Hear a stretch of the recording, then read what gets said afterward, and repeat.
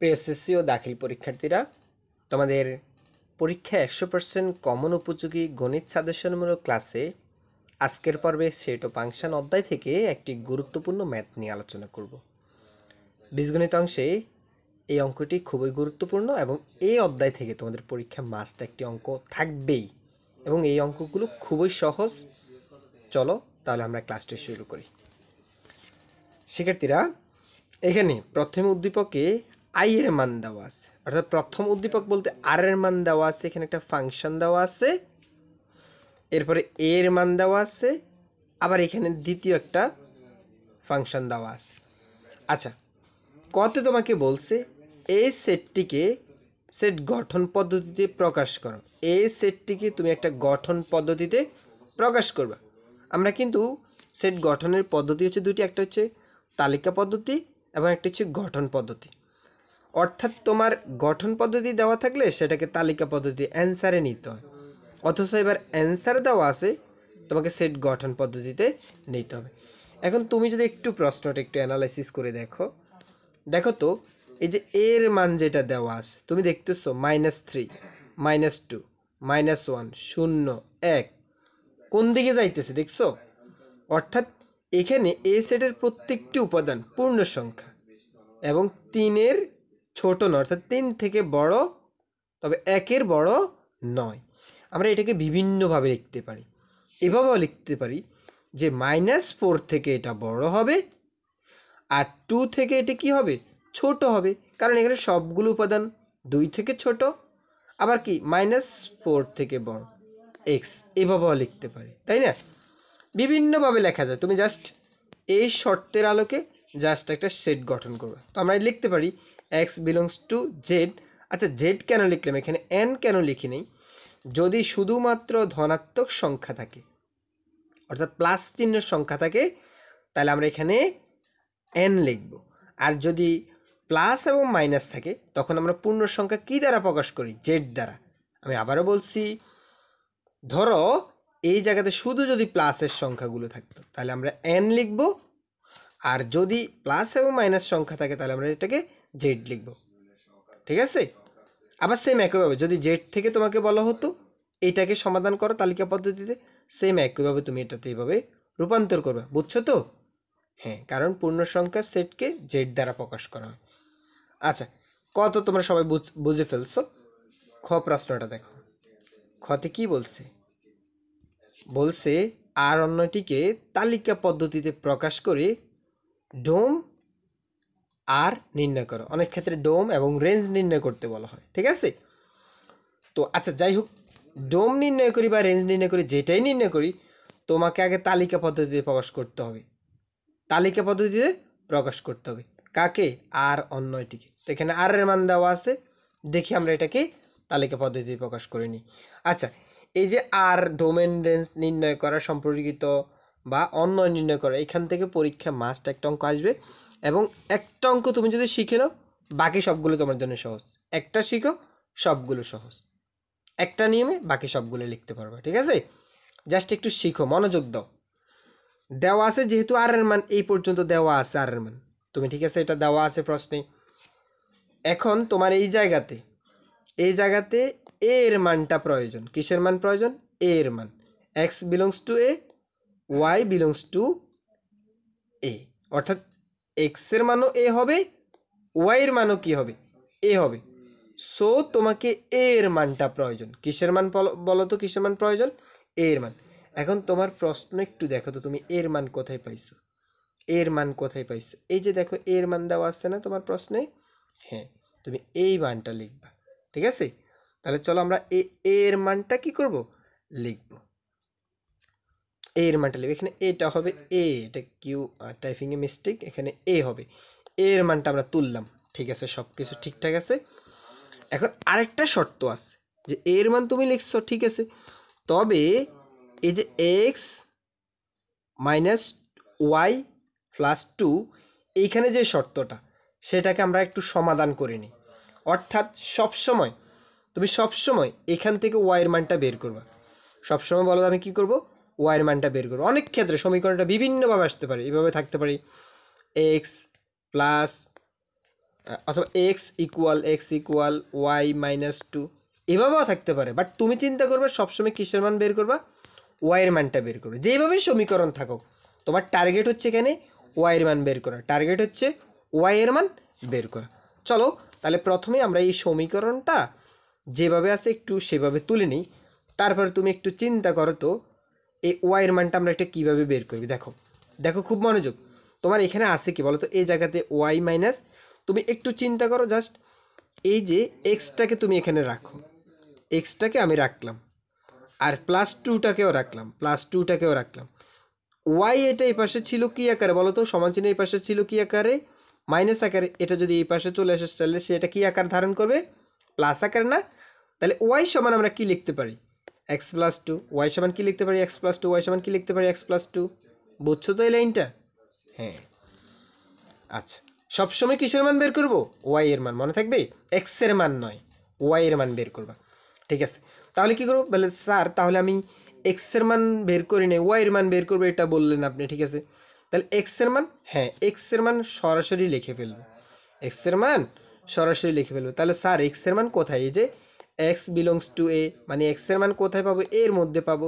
So আমরা এই যে এ এর মানগুলো এখান থেকে এই তিন এটা, এই তিন এটা এখানে লিখছি, দুই এটা এখানে লিখছি, এক এটা এখানে লিখছি, শূন্য এটা এখানে লিখছি, এক এটা এখানে লিখছি। স্যার এই অঙ্কটি শুধুমাত্র এই অঙ্কটির জন্য আমরা এখানে এক্সের মান লিখবো নাকি সকল অঙ্কে লিখবো? মনে রাখবা সকল অঙ্কে তুমি এক্সের মানটা কী করবা, এক্সের মানটা লিখে ফেলবে, এক্সের মানটা এখান থেকে যেটা দেওয়া থাকবে সেই মানগুলো কী করবা, লিখে ফেলবা। বাট ওয়াই এর মানগুলো তুমি কী করবা, বের করবা। এই যে এখান থেকে প্রথম থেকে বলে আসতেছি, ওয়াই এর মান কী করবা, বের করবা। কেমনে বের করে সেটা একটু দেখো, আমরা কি বের করবো বলো তো, ওয়াই এর মান কেমনে বের করে একটু দেখো, মনোযোগ দাও। এক্স এর মান তুমি এই জায়গাতে কত ধরছো বলো তো, 3 ধরছো না? তুমি এই জায়গাতে এক্সের জায়গাতে 3 কল্পনা করো, আর সাথে কি আছে, এই যে প্লাস টু আছে না, তো 3 প্লাস টু, মানে এভাবে তুমি চিন্তা করো 3 প্লাস টু আছে। তো পরে এটার হিসাবটা করো, এটার হিসাব করো, মাইনাসের 3টা আর প্লাসের 2টা, ফলাফল কি হবে, -1 না? বুঝছো তো?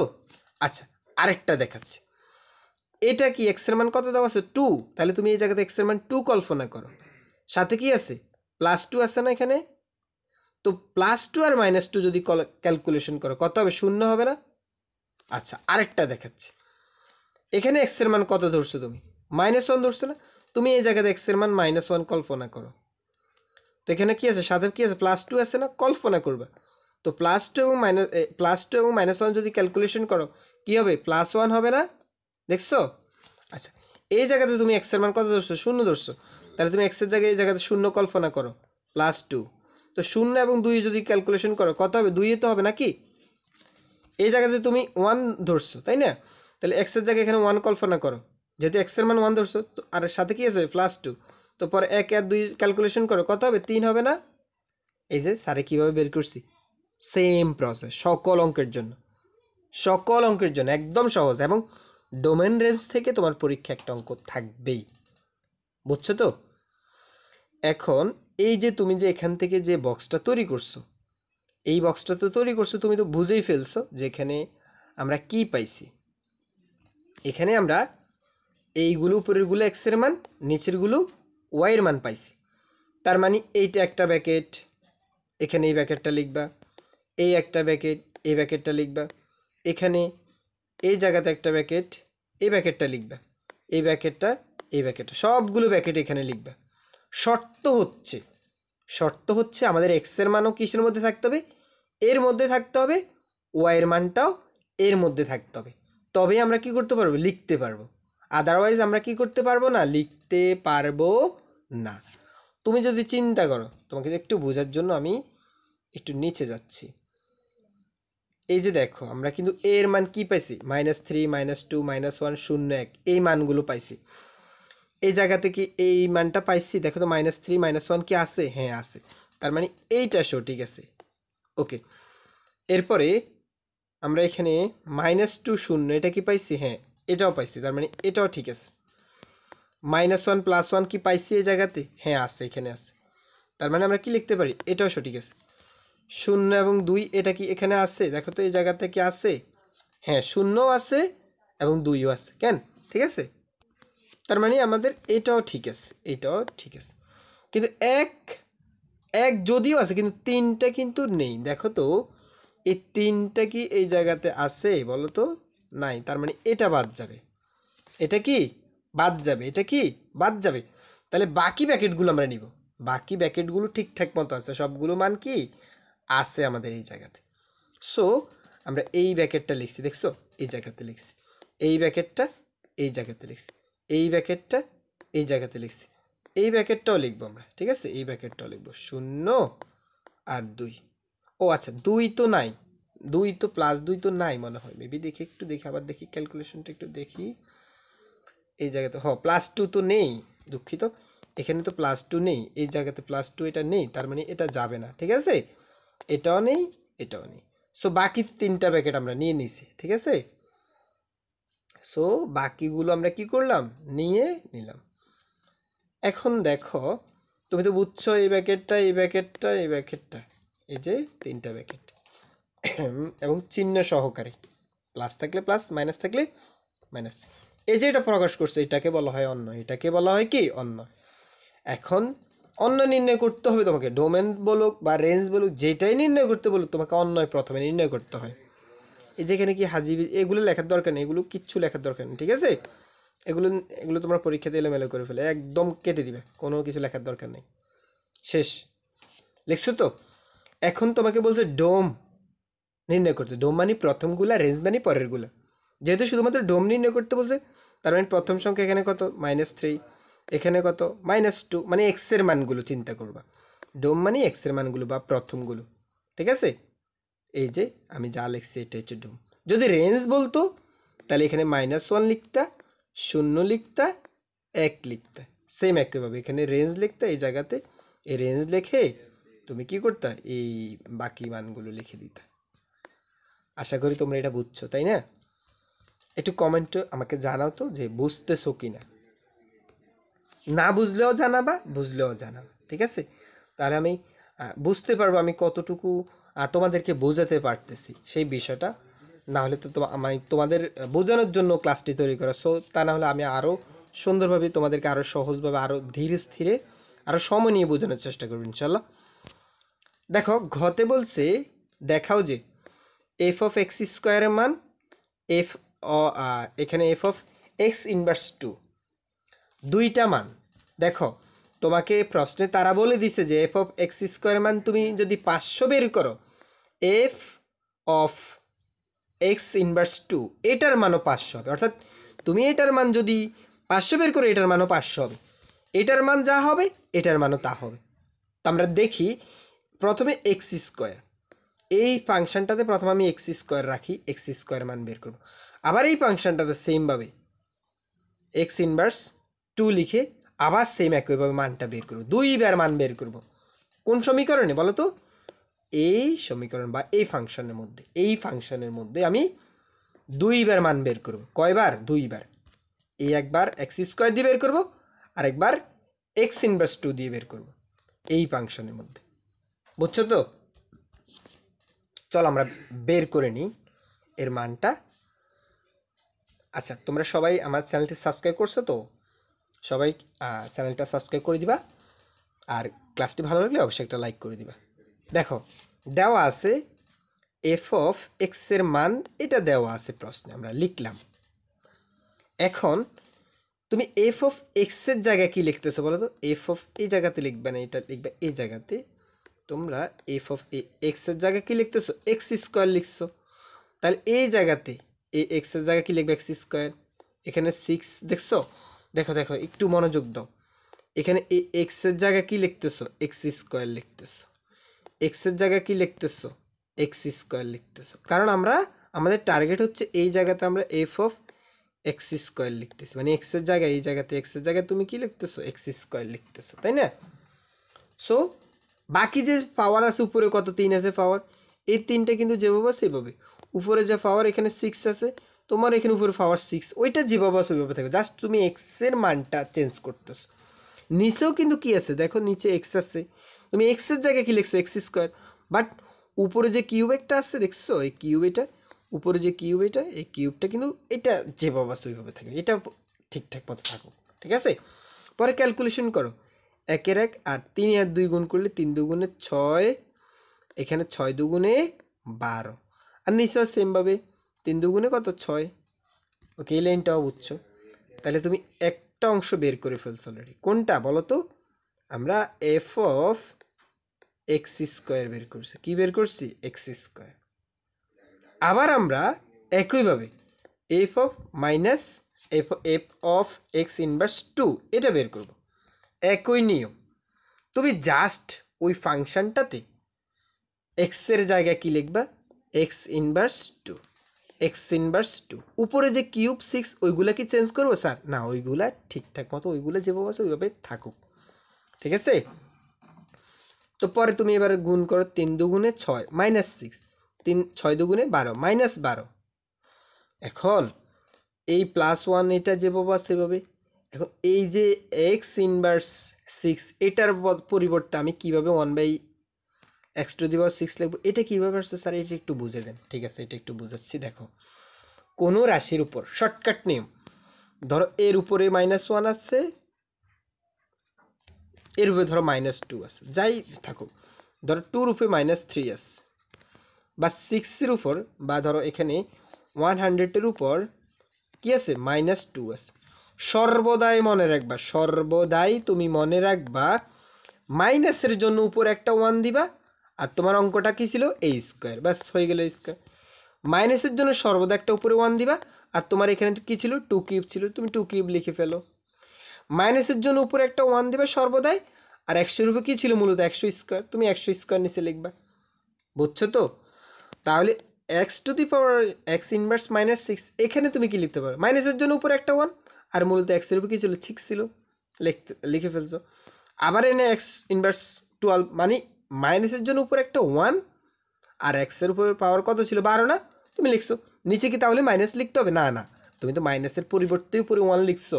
সো এখানে যে 12-এর সাথে যে মাইনাসটা ছিল, তুমি আবার ওইটা লিখতে যাইও না, ঠিক আছে। মাইনাসের পরিবর্তেই তো উপরে 1 লিখছো। আচ্ছা, এটা বুঝছো। এখন লসাগুর কাজটা একটু ভেঙে তোমাদেরকে দেখাই, এটা একটু ভেঙে দেখে কেন, তাহলে তোমরা বুঝতে পারবা। এটা স্যার একটু এখানে লিখি করি, দেখাই দিই। তোমরা এই জায়গাতে অনেকে মিস্টেক করো, এই জন্য আর কি দেখানো। x⁶ আর প্লাস এখানে 1/x⁴ কত? 12, তাই না? একটু মনোযোগ দিবা কেন? দেখো এখানে, এখানে দেখো এখানে তো হর নাই, তাই না? নিচের সংখ্যা নাই। এখানে কয়টা আছে? 6টা। এখানে কয়টা আছে? 12টা। তো তুমি সর্বোচ্চটা নিয়ে নিলা, সর্বোচ্চ লসাগু যেটাকে আমরা বলি। এক্স কয়টা? 12টা। এবার এইভাবে চিন্তা করো, আমি যেভাবে বুঝাচ্ছি তুমি ঠিক এভাবে চিন্তা করবা। এখানে কি এক্স কয়টা আছে বলো তো? এখানে কি নিচে কোনো এক্স আছে? নাই। তাহলে তুমি কি করবা? ওই ওই লোকটা গরিব মানুষ, তাকে তুমি x12টাই দিয়ে দিবা। কয়টা দিবা? 12টা। অর্থাৎ কোনো রাশির সাথে যে হর না থাকে, আমরা ডাইরেক্ট সরাসরি কী করব? ওই সংখ্যাকে গুণ দিব। x⁻12কে 1 দ্বারা গুণ দিলে x⁻12ই হবে। আচ্ছা, যোগ চিহ্ন দিলাম। এখানে এক্স কয়টা ছিল? 6টা, কিন্তু আমি নিচে লিখছি কয়টা বলো তো? 12টা লিখছি না? তার মানে ওই ব্যক্তির আরও কয়টা শর্ট আছে? আরও 6টার দরকার না? তাহলে তুমি তাকে আরও 6টা দাও, x⁻6 আরও 6টা দাও, যোগের যোগ। এই ব্যক্তির x12টা, দেখো এখানে নিচে 12টা, কিন্তু এখানে কতটা আছে? তার 12টাই তো আছে নাকি? তাহলে তো সে তো বড় লোক মানুষ, সো তাকে দেওয়ার দরকার নেই, ঠিক আছে। তাহলে তার শুধুমাত্র উপরে 1টা বসে যাবে, ঠিক আছে। এটা অন্যভাবে, এটা লসাগুর নিয়ম আর কি, বাট আমি তোমাদের বোঝার জন্য এটা সহজ নিয়মে দেখাচ্ছি, কারণ এই অঙ্কগুলো এই নিয়মে আসে। সো তুমি এটা বুঝতে পারলে অন্যগুলা করতে পারবা। এই লাইনটা, এই লাইনটা সবাই বুঝছো তো? এটা যদি তুমি বুঝতে পারো, দেখো এটা যদি বুঝতে পারো, তো আমরা এখন কি করব? আমরা এখন নিচের যেই মানটা দরকার, নিচে কি আছে? এইটা আছে, এইটার নিচে এখানে লিখে ফেলবো। বুঝছো তো? হ্যাঁ। তো দেখো এই লাইনটা আমি এখান থেকে তোমাদেরকে দেখাচ্ছি। এই যে এই জায়গাতে দেখো, এই যে আমি যেটা লিখলাম এই লাইনটা এখানে, আর নিচের এটা যেভাবে আছে। এখন দেখো তো, এইটা তুমি প্রথমে যেভাবে আছে ঠিক সেভাবে লিখে ফেলবা, বাট এইটা একটু লক্ষ্য করো। এটা কি আকার আছে, ভাগ আকার আছে না? আমরা ভাগ থাকলে গুণ দিয়ে কী করবো, পরিবর্তন করব। এই জায়গাতে x⁶ কোথা ছিল, নিচে, কিন্তু আমি এটা লিখবো এখন উপরে, ঠিক আছে? আর 1টা ছিল উপরে, এখন আমি লিখছি নিচে, কারণ ভাগ থাকলে গুণ দিয়ে কী করতে হয়, পরিবর্তন করতে হয়। আচ্ছা, এখন আমরা কাটাকাটি করব। এখানে 6টা, এখানে 12টা, কেটে দিলে আরও নিচে কয়টা থাকবে বলো তো? x কয়টা থাকবে, 6টা থাকবে না? কারণ উপরের 6টা বাদ, নিচের 6টা বাদ, কিন্তু নিচে 12টা ছিল, সো আরও কয়টা থাকবে, 6টা থাকবে। এই যে নিচে আরও কয়টা থাকবে, 6টা থাকবে। আর উপরে তো এখান থেকে এই পর্যন্ত যেভাবে আছে এইভাবে লিখে ফেলছে, ঠিক আছে? এখন দেখবা এই মানটাও একটু আগে আমরা যেটা ওই সময় যেটা বের করছি সেটাও সেম, এখন যেটা বের করছি এটাও সেম। অর্থাৎ আমরা এফ অফ এক্স স্কোয়ার মান বের করছি, আরও এফ অফ এক্স স্কোয়ার, এই জায়গাতে এফ অফ এক্স স্কোয়ার মানও এটা পাইছি। আবার আমরা F of x inverse 1, x inverse 2 এটা বের করছি, এটার মানও কী পেয়েছি, এটা পাইছি। তার মানে দোনোটাই তো কি সমান না? সো আমরা এটা লিখতে পারি যে এই যে এফ অফ এক্স স্কোয়ার এবং এটা কি সমান দেখানো হলো, তাই না? এই হচ্ছে আমার অ্যান্সার। আশা করি তোমরা বুঝছো। ইনশাল্লাহ পরবর্তী ক্লাসে তোমাদেরকে এসএসসি পরীক্ষার জন্য সবচাইতে গুরুত্বপূর্ণ যে অঙ্কগুলো সেগুলো নিয়ে আলোচনা করব। পরবর্তী ক্লাসটি দেখার আমন্ত্রণ রইল। আজকের মতো এখানে বিদায় নিচ্ছি। ধন্যবাদ সবাই।